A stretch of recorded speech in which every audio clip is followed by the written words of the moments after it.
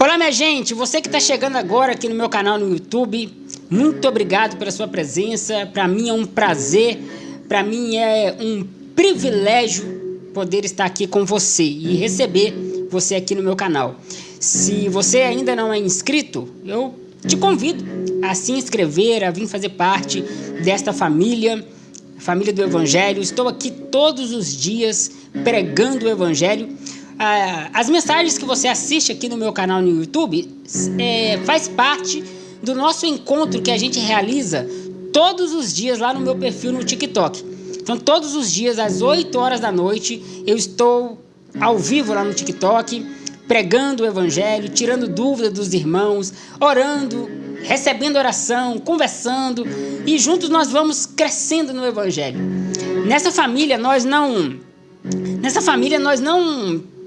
tem um líder, não tem ninguém superior a ninguém, não tem um mestre. Nosso mestre aqui é só Jesus, nosso líder é Jesus, e eu estou na condição de discípulo junto com cada um de vocês. Então sinta-se à vontade para fazer parte desta família, tá bom?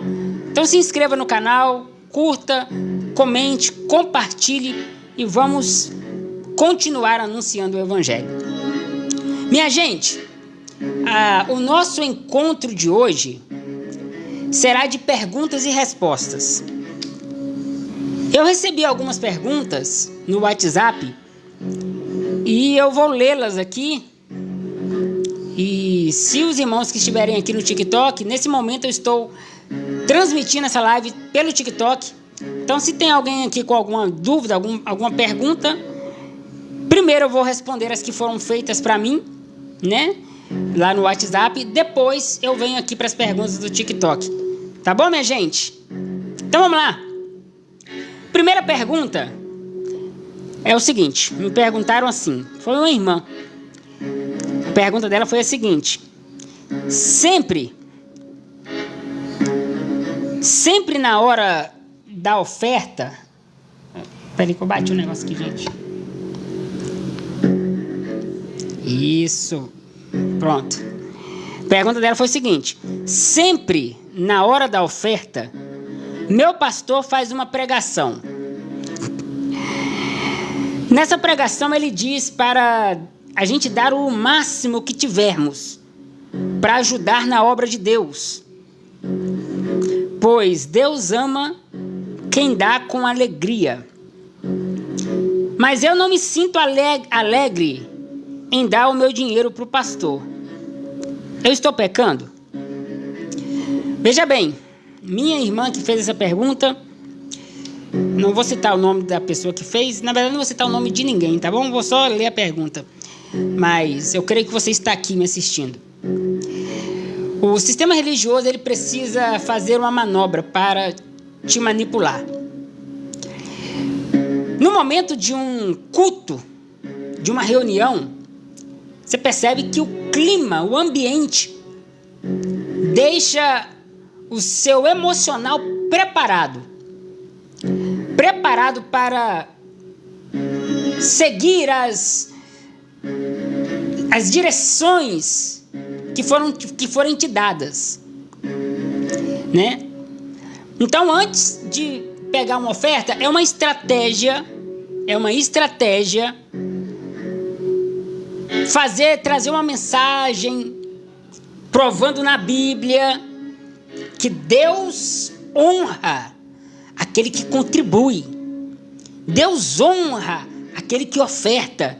Aí ele vai falar assim: olha, está passando por luta, faça o desafio hoje, oferte o que você tem no bolso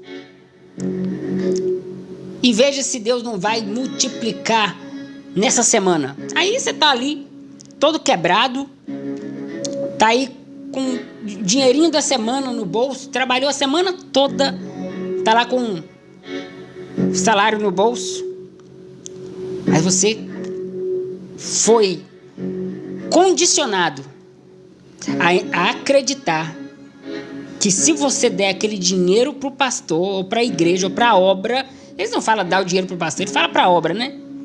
Deus vai te honrar. E eu achei interessante que você disse que ele cita na pregação dele, ele sempre cita o texto dizendo que Deus ama quem dá com alegria. Agora, deixa eu fazer uma pergunta. Quando Paulo diz que Deus ama quem dá com alegria, será que Paulo estava falando que Deus ama quem dá dinheiro para a igreja? Igreja que eu falo, templo, tá bom? Será que Deus estava falando que Deus ama quem dá dinheiro para o pastor com alegria? Ah, o pastor é muito gente boa, vou dar dinheiro com alegria para ele. Será que era isso que Deus estava falando? Será que Deus estava falando o seguinte: olha, está precisando construir tantos templos, fazer reformas em tantos lugares, e Deus ama quem dá com alegria, então oferte. Será que era isso? Vamos para o texto. Isso está em 2 Coríntios, capítulo 9. Deixa eu procurar aqui, 2 Coríntios, capítulo 9. O que será que Paulo estava falando quando ele diz que Deus ama quem dá com alegria? Vamos ver. 2 Coríntios, tá com Bíblia aí, gente? Eu acho que vale a pena você pegar a sua Bíblia hoje, hein?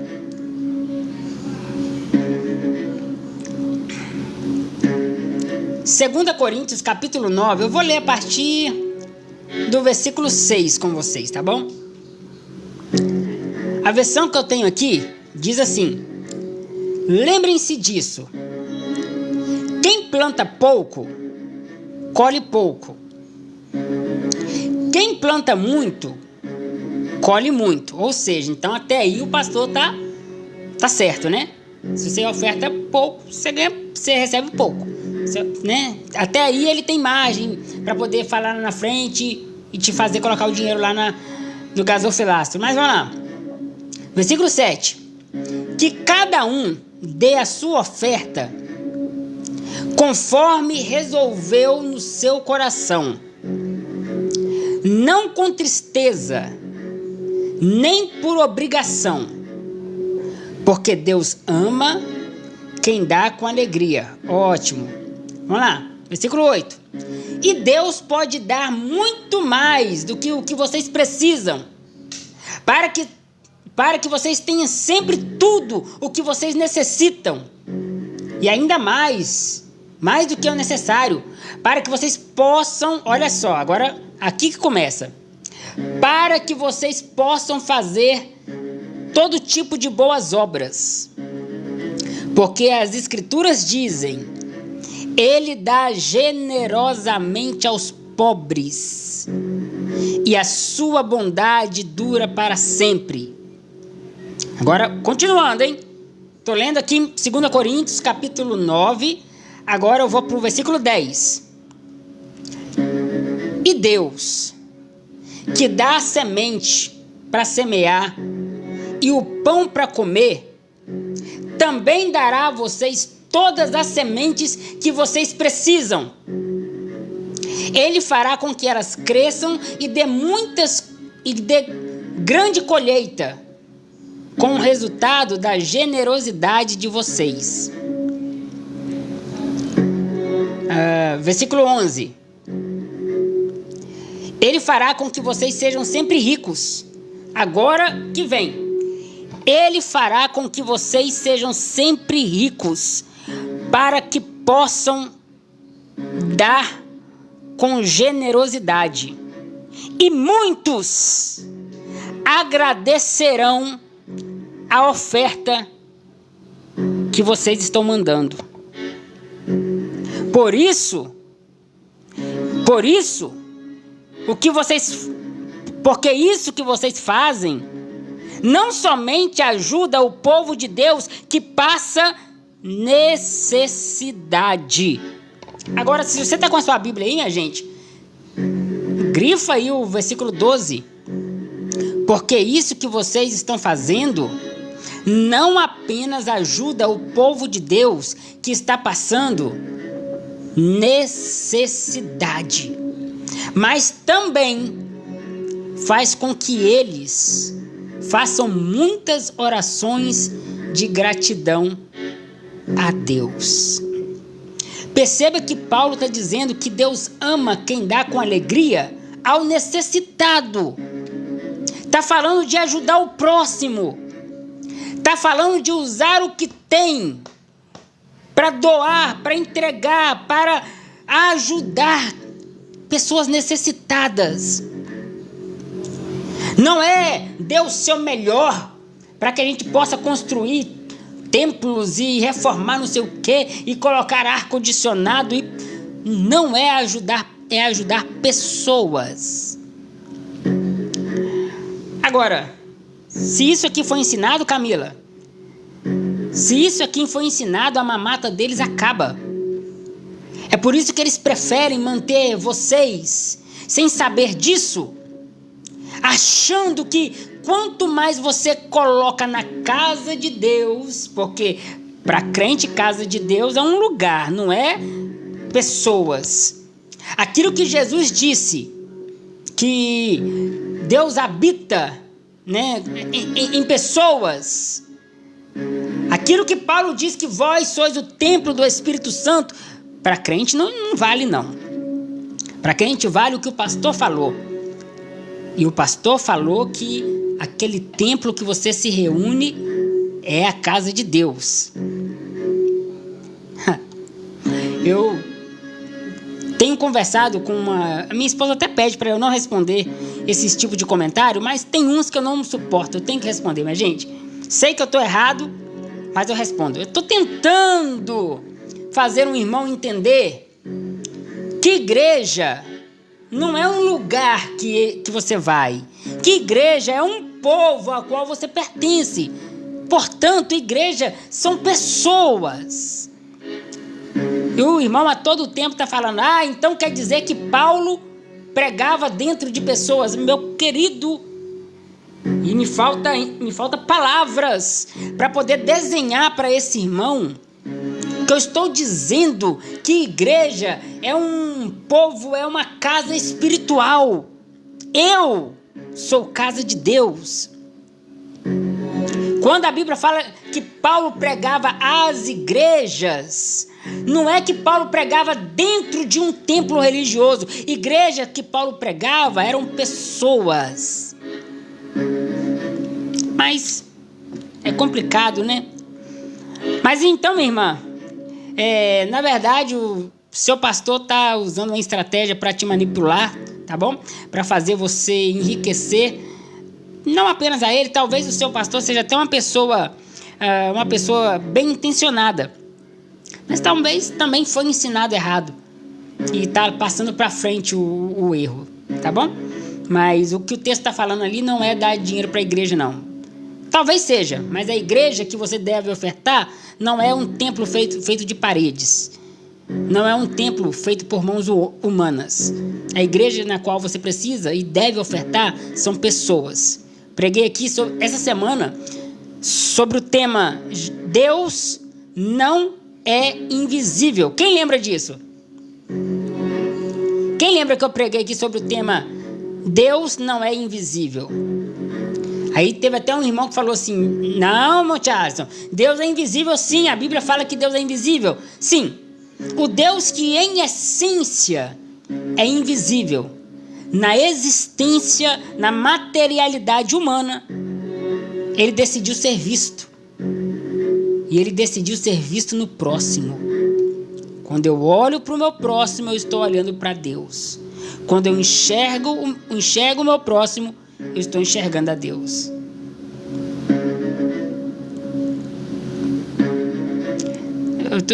Não entendi o que o Gerson disse.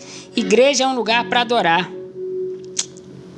Só oferto, afinal, quem impulsiona é a igreja. Não entendi seu comentário, Gerson. Próxima pergunta, minha gente. É uma outra irmã também que mandou essa pergunta. Posso ser amaldiçoada por tocar em um objeto consagrado a demônios? Posso ser amaldiçoada por tocar num objeto consagrado a demônios? Minha gente, eu acho que o povo mais supersticioso da face da terra é o povo evangélico. Infelizmente. É o povo que diz que foi comprado por Jesus. É o povo que diz que não há nenhuma condenação e que não há nenhuma maldição e que Jesus pagou o preço na cruz e que levanta a mão e canta: eu agradeço, Senhor, pela libertação pela qual nos libertastes. Mas esse povo é absolutamente supersticioso.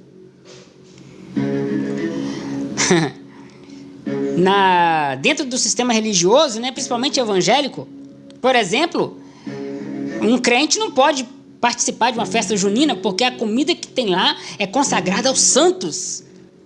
Agora, deixa eu te fazer uma pergunta. Uma pessoa que está passando fome, ela quer saber a quem foi consagrada aquela comida? Gente, uma pessoa que está passando fome, está passando na rua, morrendo de fome, uma mãe carregando os seus filhinhos, há semanas que não come, aí ela encontra um despacho lá na encruzilhada. Tá lá um frango assado, farofa, não sei mais o que tem no despacho, dinheiro. Você acha que essa mulher vai perguntar?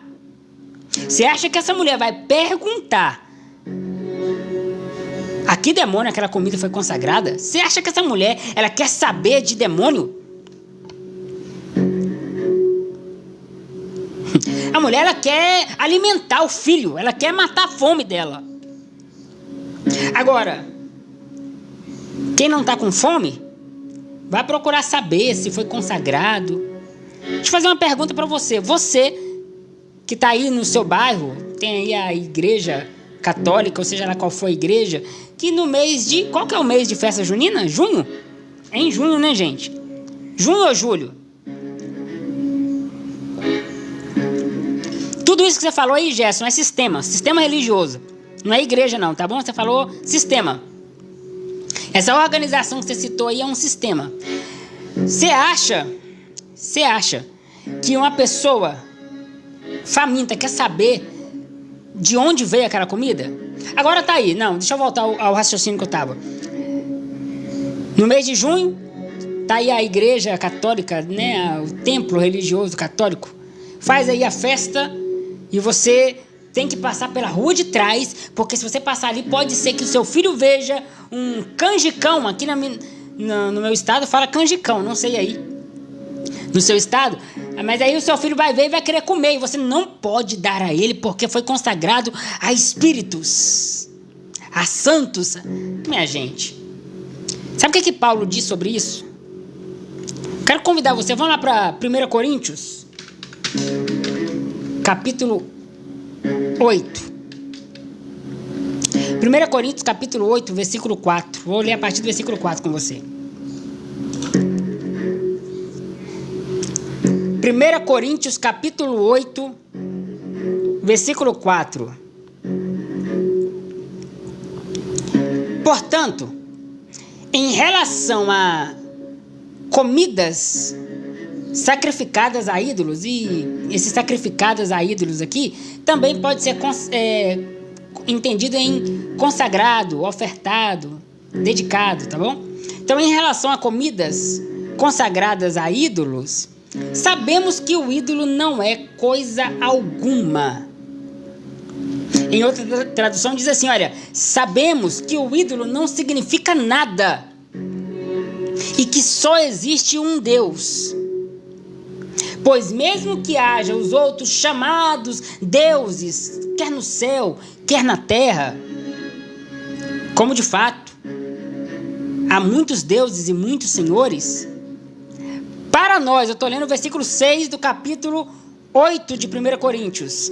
Para nós, porém, há um único Deus e o Pai de todas as coisas, e um só Senhor, que é Cristo, por meio de quem vieram todas as coisas. Agora o versículo 7. Só que nem todos têm esse conhecimento. Isso é Paulo dizendo. Porque alguns ainda consideram a existência de ídolos. E quando comem desses alimentos, comem com a consciência fraca e contaminada. A comida, porém, não nos torna aceitável diante de Deus, e nós não seremos nem melhores e nem piores se comermos ou não comermos. O que Paulo está explicando aqui, minha gente? O que Paulo está explicando aqui? É que as coisas só têm o significado que você dá a elas. Sabe o que é para mim um ídolo? Nada. Nada. E quando eu participo de uma festa que muitos julgam ser religiosa e não poder participar, eu participo para me divertir. Sabe por quê, gente? Deixa eu fazer uma pergunta para vocês. Quando você vai num restaurante, você procura saber quem foi que fez aquela comida que você está comendo? Quando você compra uma roupa, você procura saber de qual religião era o alfaiate, nem sei se é assim que fala, que fez aquela roupa? Ah, eu duvido. Quando você anda de ônibus, você procura saber a quem serve o motorista do ônibus? Duvido. Agora, quando você vai participar de uma festa, você quer saber para que santo, ou para que ídolo, ou para que Deus, ou se para algum demônio aquilo foi consagrado. Poxa vida, a Bíblia diz que tudo é puro para quem é puro, e tudo é impuro para quem é impuro. Agora, o problema é que existem pessoas fracas que ainda não têm essa consciência e podem acabar não compreendendo a liberdade que eu tenho em Cristo. Então, isso é Paulo dizendo, se a minha liberdade pode atrapalhar a espiritualidade de alguém, isso é Paulo dizendo, eu prefiro não participar para que outro não venha se perder por minha causa. Agora, minha gente, deixa eu abrir um parêntese. Paulo está falando de se privar para não escandalizar pessoas fracas no evangelho, não de fariseus hipócritas da religião. Fariseu tem que tomar pancada mesmo. Fariseu tem que passar mal mesmo com a liberdade do evangelho. Se um irmãozinho chegar aqui compreendendo o evangelho, querendo viver o evangelho, e a minha liberdade em Cristo de alguma maneira atrapalha ele, aí a esse irmãozinho eu vou respeitar e não vou exercer a minha liberdade diante dele. Agora, minha gente, um religioso, fariseu, fanático, que gosta de apontar e julgar, tem que tomar pancada. Tem que acordar mesmo, talvez assim consiga entender que foi para a liberdade que Cristo nos libertou. Então, esse contexto que Paulo fala sobre essas coisas sacrificadas a ídolos, né?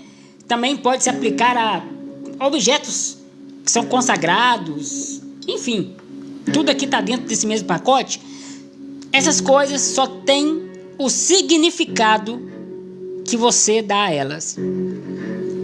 Uma pessoa perguntou aqui, eu já vou logo responder, eu anotei aqui, olha, tem uma imagem de Aparecida no meu zap, tem algum problema?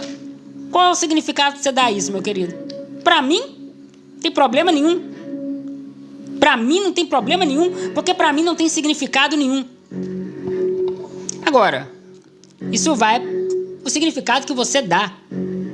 Eu hoje não tenho mais, mas eu tinha algumas pedras, né? Eu gostava de enfeitar o lugar que eu estudava a Bíblia com algumas pedras. Eu amo pedra, gente. E tinha um incenso também. Eu acho muito confortável. Para mim é confortável, é aconchegante e só. Aí um dia eu tava fazendo uma live lá no outro aplicativo e uma pessoa falou para mim assim: uai, então agora você virou místico? Tá aí buscando energia das pedras e acendendo incenso? E eu falei: irmão, esse aí foi o significado que você deu. Para mim não. Para Pra mim, eu tô aqui porque eu gosto, eu acho bonito, é decorativo, o cheiro do incenso pra mim é gostoso demais. É só isso. Agora, você tá julgando com base no significado que você dá.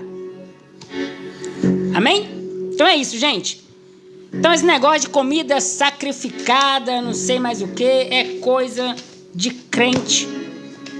E é doideira de crente, e eu fujo dessas doideiras. Deixa eu ver, a Conceição Cabral está dizendo: Maria foi escolhida por Deus para ser mãe de Jesus. Exatamente, irmã, glória a Deus. Vamos lá, terceira pergunta. Na verdade não foi uma pergunta misturada com crítica, né? O irmão falou assim: deixa eu te perguntar, você não tem outra coisa para pregar? Aí, Camila, ó, você não tem outra coisa para pregar? Por que você não prega sobre salvação, sobre santidade, sobre cura, sobre avivamento e sobre libertação? O irmão está querendo que eu procure outra coisa para pregar. E ele deu aqui, né, as dicas sobre o que ele gostaria que eu pregasse. Ele gostaria que eu pregasse sobre salvação. Cristo já nos salvou. Eu já fui salvo. Você já foi salvo, né? Não é a minha pregação que vai te salvar. Jesus já te salvou. Sobre pregar sobre santidade. Ele já me santificou. E ele te santificou também. Sobre cura. Ele levou sobre si as nossas enfermidades e as nossas dores. E o castigo que nos traz a paz estava sobre ele, e sobre as suas pisaduras fomos sarados. E ele disse aqui: pregue sobre avivamento. Ele nos deu vida, estando nós mortos em nossos delitos e pecados. Não é o fato de eu pregar que vai melhorar essa obra de Jesus, né? Já foi feito. Agora, o último conselho que você me deu é o que eu faço. Ele diz assim: olha, por que você não prega sobre libertação? Meu irmão, eu prego sobre libertação todos os dias. E na verdade, é a única coisa que eu prego sobre libertação. Para libertar pessoas dos covis de salteadores que vocês estão inseridos. Para libertar pessoas desta manipulação que vocês estão sendo enganados. Eu prego todos os dias para libertar pessoas das mãos da religião, das mãos do engano, das mãos da religiosidade. Todo dia eu estou pregando sobre libertação, meu irmão. O negócio é que a libertação que você quer que eu pregue é aquela libertação que eu vou dizer assim: olha, Deus está me mostrando 7 pombagiros na sua vida, mas agora vai sair agora. Aí você começa a mudar a sua voz, contorcer a mão. É essa libertação que você quer, não é isso? Tem palhaçada aqui não, meu filho. Aqui não. Palhaçada? Passa o seu dedinho assim, ó, na tela do TikTok. Você vai achar muita gente fazendo, tá? Muita gente. Libertação que eu prego aqui é das garras, da maldade, da potestade do ar, que a religião colocou na sua cabeça que é demônio, que é diabo, mas na verdade, essa potestade, essa maldade, esses diabos que eu quero que você seja liberto, são os próprios líderes, pastores, evangelistas, falsos líderes que manipulam o evangelho para enriquecer as suas custas. Agora, o Val está dizendo: coitado dos diabos, comparando os diabos com esse povo, é até injustiça para os diabos, né, o Walter? Agora, meu irmão, se essa palavra não desperta você, talvez seja o tempo. Você precisa de um tempo para conseguir assimilar esse evangelho. Ou talvez é porque você foi tão manipulado que você não aceita ouvir a palavra do evangelho. Aí O que eu posso fazer é só pregar, tá bom? E quem vai te libertar desse sistema é o Espírito Santo. Vamos lá, próxima pergunta. Gente, tá dando para entender até agora? Tá ruim? Me fala aqui, por favor, pessoal.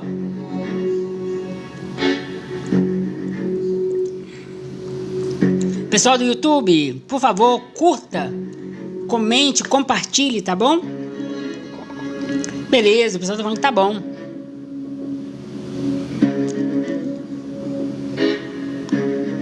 Isso mesmo, Zé Carlos. Eu talvez precise gastar mais tempo lendo a Bíblia.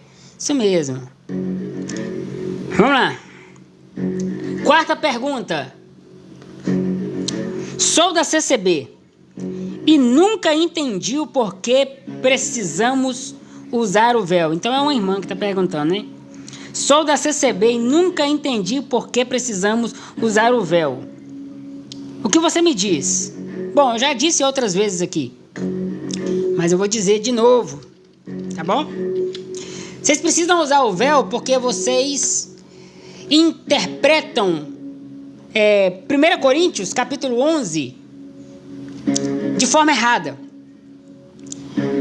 Porque em 1 Coríntios capítulo 11, quando Paulo fala que a mulher deveria usar o véu na cabeça, enquanto tivesse o cabelo raspado, a cabeça rapada, né? Paulo estava usando, tratando de um problema específico dentro de uma cultura específica. Explico para você. A cidade de Corinto era uma cidade idólatra. E a deusa principal dessa cidade se chamava Diana. E Diana tinha os seus templos, onde havia muitas prostitutas cultuais. As prostitutas ficavam debaixo dos forneces, né, da cidade, e os homens entravam para o templo com elas e faziam sexo cultual, ou a forma de culto para Diana era sexo com as prostitutas de Diana. Como se reconhecia uma prostituta do templo de Diana? Elas raspavam a cabeça. Então, se você tivesse hoje morando em Corinto, né? Se você estivesse vivendo naquele tempo, morando em Corinto, você reconheceria uma prostituta do templo de Diana se você visse uma mulher com a cabeça raspada no meio da rua. Certo? Continuando. Quando o evangelho chegou na cidade de Corinto, muitas dessas mulheres prostitutas cultuais, né? A gente usa a palavra prostitutas, mas no original é sacerdotisas. Prostitutas para nós, né? Mas na cultura eram sacerdotisas. Muitas dessas sacerdotisas de Diana aceitaram o evangelho. Foram ser discípulas de Jesus. Só que tinha um detalhe. O cabelo delas ainda não havia crescido. Elas ainda tinham a cabeça raspada. Paulo, então, para proteger essas mulheres que haviam saído do templo de Diana para poder seguir Jesus, para proteger a imagem, a honra dessas mulheres, Paulo diz: coloque o véu na cabeça, porque estar sem o véu é estar com a cabeça raspada. Agora, a mulher, o véu é no lugar do cabelo. O que Paulo está dizendo é o seguinte: o véu vai ser usado enquanto não houver cabelo. Crescendo o cabelo, não necessita mais do véu. Aí, só que nossos queridos amigos lá da CCB entendem que Paulo estava criando uma doutrina, e esse texto não é doutrinário, mas eles entendem que Paulo estava criando uma doutrina também para os dias de hoje. E é por isso que vocês usam véu. Tá bom? Agora, a informação tá aí, gente. Sabe, eu acredito que hoje, 2024, só continua no engano quem quer. O Gerson está perguntando, Gerson, eu não ia responder agora as perguntas daqui, mas o Gerson está perguntando: aceitamos a Cristo ou é Ele que nos aceita? Obviamente, Cristo que nos aceita. Né? ele nos aceitou lá na cruz do Calvário. Essa expressão de aceitar a Cristo, aceitar Jesus, é uma linguagem pobre que infelizmente pegou no meio religioso, tá bom?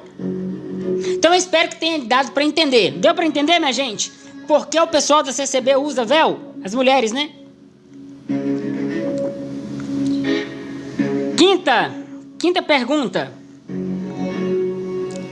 E a quinta é a última, tá bom? Depois eu já vou passar aqui para a pergunta de vocês. Quando você prega contra o dízimo, você induz os irmãos à morte. Meu Deus. É, gente.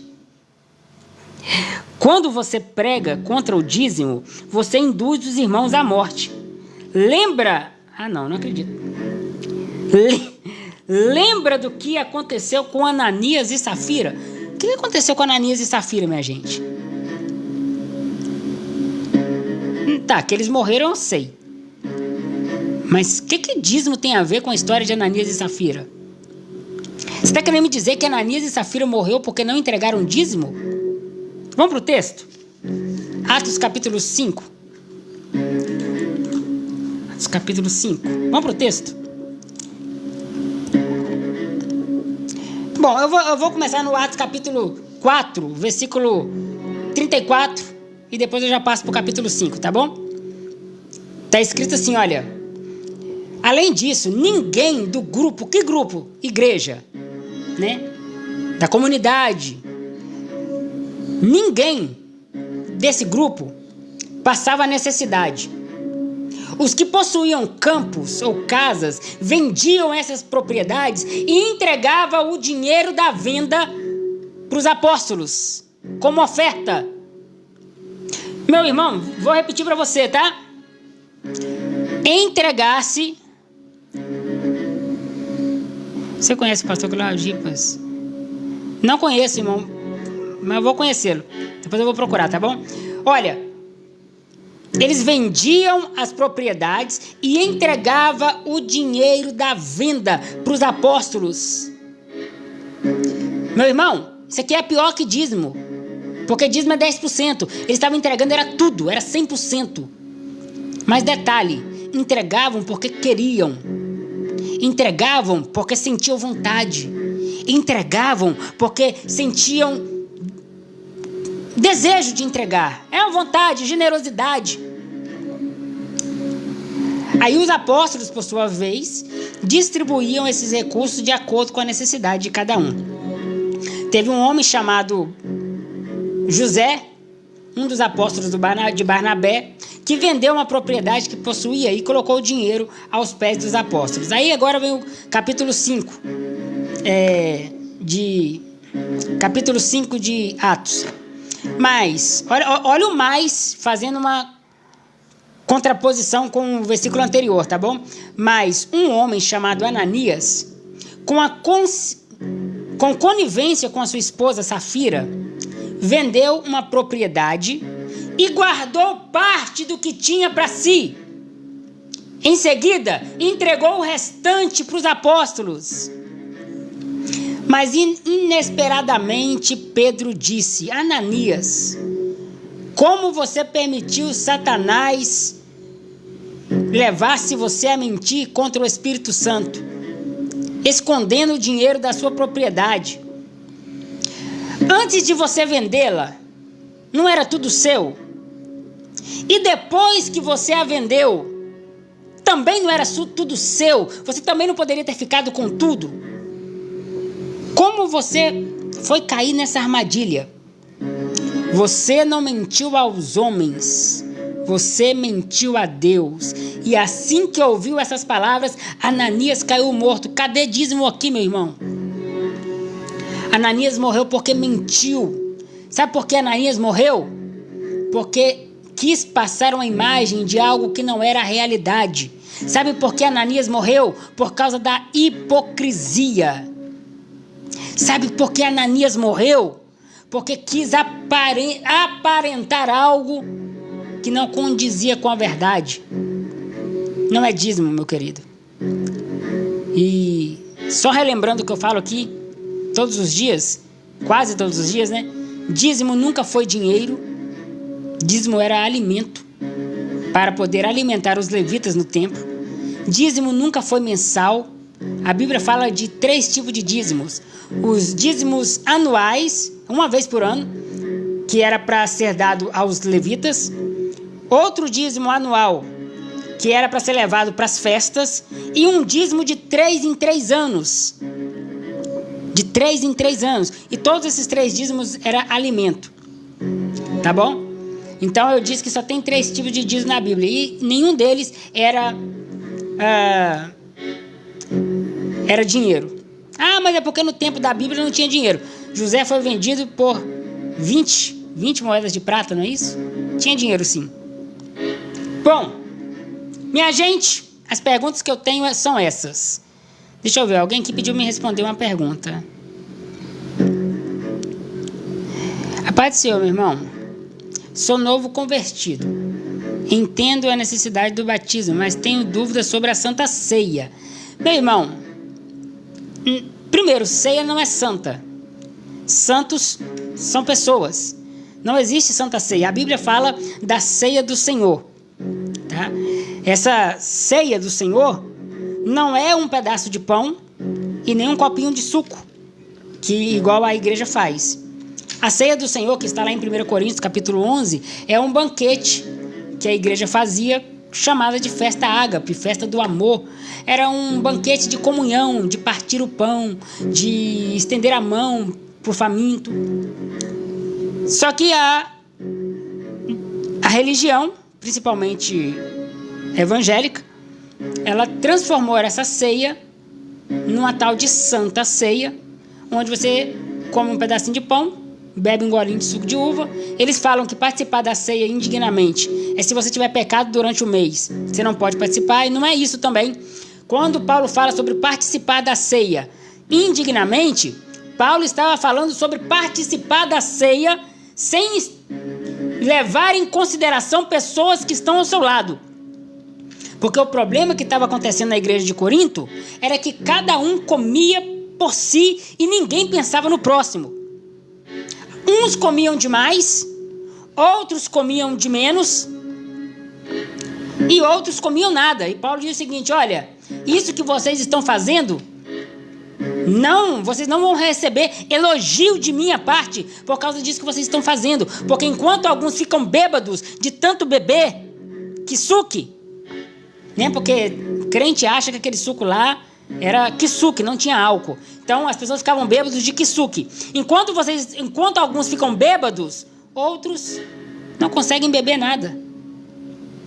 E o que Paulo está tratando ali em 1 Coríntios capítulo 11 é dessa ceia, eu li o irmão falar santa, é dessa ceia do Senhor, que na verdade era a festa do amor, a festa ágape, que infelizmente não tinha amor. O irmão Adil está falando, mas a Bíblia fala para cada um analisar a si mesmo antes de participar da ceia. E esse analisar a si mesmo é saber a consciência com a qual você está congregado com aquelas pessoas. Saber se em sua consciência você tem consideração, comunhão com o seu próximo, com quem está com você. Correto?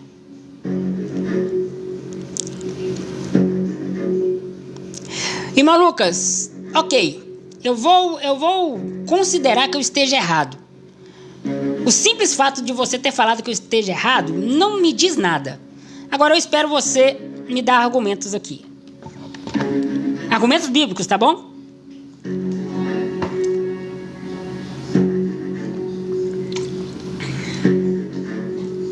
E eu vou abrir minha Bíblia aqui também, aí a gente lê juntos. 1 Coríntios capítulo 11, a partir do versículo... deixa eu ver. A partir do versículo 17. Na minha Bíblia está escrito assim, Lucas. Não, eu vou esperar o Lucas me dar o argumento dele, porque ele diz que eu estou errado, né? Saulo, eu gostaria que você falasse o certo.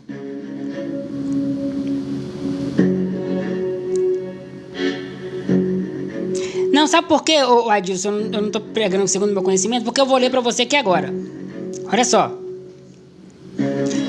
Isso é Paulo dizendo, hein? A festa dos pães asmos. Isso aí, ó. Eu vou ler para você aqui agora. 1 Coríntios capítulo 11, a partir do versículo 17.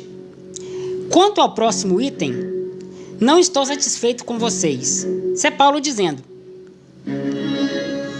Soube que quando vocês se reúnem, o pior de vocês aparece e não o melhor. Para começar, tem divisão no meio de vocês. E estou relutante em crer nisso, mas entendo o que se passa. O que posso dizer é que todas essas diferenças trarão à luz a verdade e a confirmarão. Versículo 20. Descobri também que vocês levam suas divisões para o culto. Vocês se reúnem para comer da mesa do Senhor, ou algumas traduções dizem da ceia do Senhor, trazem comida aos montes e comem feito animais. Então eu vou ler de novo, para você ver primeiro que essa ceia, a comida que eles comiam ali, eram trazidas de casa, gente. Era um banquete trazido de casa, tá? Então eu vou ler de novo. Cadê? Descobri que quando vocês se reúnem, em vez de comer à mesa do Senhor, vocês trazem a comida aos montes e comem feito animais. Alguns ficam de fora e voltam para casa com fome. Enquanto outros precisam ser carregados, pois ficam bêbados demais para andar. Não posso acreditar que vocês estão fazendo isso. Vocês não têm casa para comer? Por que humilhar os pobres? Eu não quero acreditar. Eu tô lendo aqui numa linguagem mais contemporânea, né? Para que fique fácil o entendimento de todo mundo. Não posso acreditar no que vocês estão fazendo.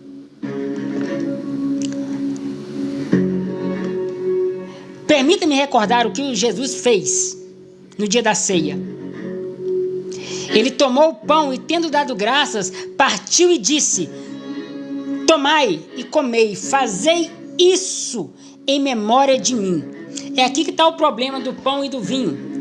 Porque as pessoas acham que quando Jesus diz fazei isso, esse isso é partir o pão, é picar o pedacinho de pão, né? E não, o isso que Jesus está falando, fazei isso. Isso o quê? Compartilhar, repartir, doar. Isso significa fazer isso. Não é o pedacinho de pão, é o compartilhar o que se tem na mesa. Então, irmão, eu não vou ler todo o capítulo, porque eu acho que já deu para o irmão ver que eu não estou interpretando segundo a minha vontade, sim conforme está no texto, tá bom? Mas eu só quis deixar claro para o irmão que, enfim, a ceia é isso. Ô Lucas, você está repetindo que eu estou errado e cadê o seu argumento? Porque gente, percebam, minha gente, que eu li o texto, eu li Paulo e o Lucas está falando, você está errado. Então você está falando que Paulo está errado, Lucas. Porque você está refutando o que eu acabei de ler. Ok? Eu acho que eu vou colocar assim. Como é que eu chamo aqui eu vou chamar o Lucas para subir para a live, tá bom, gente? Como faço, gente? Eu nunca fiz isso aqui, gente. Mas eu vou fazer hoje. Chama aqui, Lucas. Eu vou te subir aqui para a live para você dar o seu argumento. Beleza? Manda aí, Lucas. Isso aí, Camila. A Camila já respondeu tudo aqui, gente. O pessoal não entende que Jesus viveu o Antigo Testamento. Tá? Embora os livros de Mateus, Marcos, Lucas sejam chamados de evangelhos, mas o Novo Testamento começa com a morte de Jesus.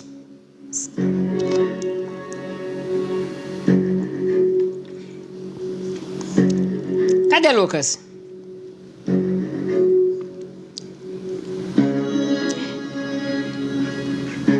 Aquele banquete da época, o irmão Gerson, era a Páscoa judaica. Nós não somos judeus. A gente não precisa participar de Páscoa, tá bom? Paulo diz que Cristo é a nossa Páscoa. Então, a festa ágape, né, o banquete de Cristo, não tem nada a ver com aquela ceia que Jesus participou lá, junto com os apóstolos, né, onde ele comeu pães asmos. Não tem nada a ver, tá bom? Bom, gente, eu acho que o Lucas não vai, então eu vou fazer. Sim, ô Jéssica, mas fazer em memória de mim.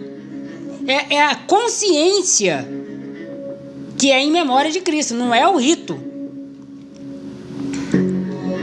E eu acabei de explicar que eu fazer isso é o compartilhar, meu irmão. Beleza, gente? Próxima pergunta. Alguém fez mais perguntas? Ah, tá. O irmão perguntou aqui no início da live. Gente, eu vou ter que encerrar agora, porque senão a live vai ficar muito grande e eu não vou conseguir postar no YouTube. Para baixar aqui demora muito. Tá bom, gente?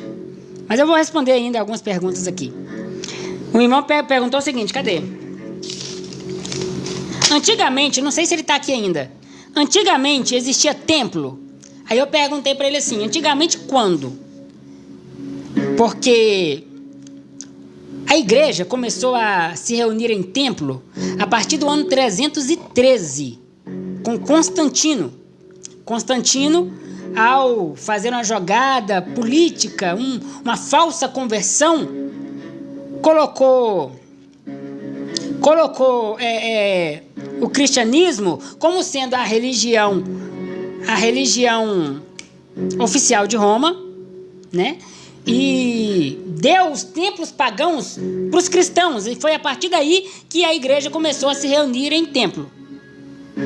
Mas até então não tinha templo. No começo do cristianismo, ou melhor, do cristianismo não, no começo do evangelho dos cristãos, né, dos discípulos de Jesus, eles começaram a se reunir no pátio do templo, mas logo os judeus se incomodaram com aquilo e começou a perseguir eles, e eles tiveram que fugir. Então a igreja primitiva não tinha templo. A igreja do primeiro século não tinha templo. A igreja do segundo século não tinha templo. Aí a partir do terceiro século, Constantino foi lá e começou a dar templo para a igreja.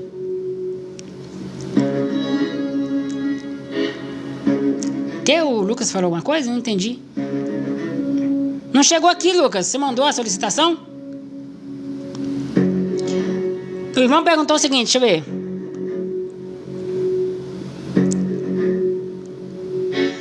O irmão Walter disse que fez uma pergunta. Tem como repetir, irmão Walter? Porque para mim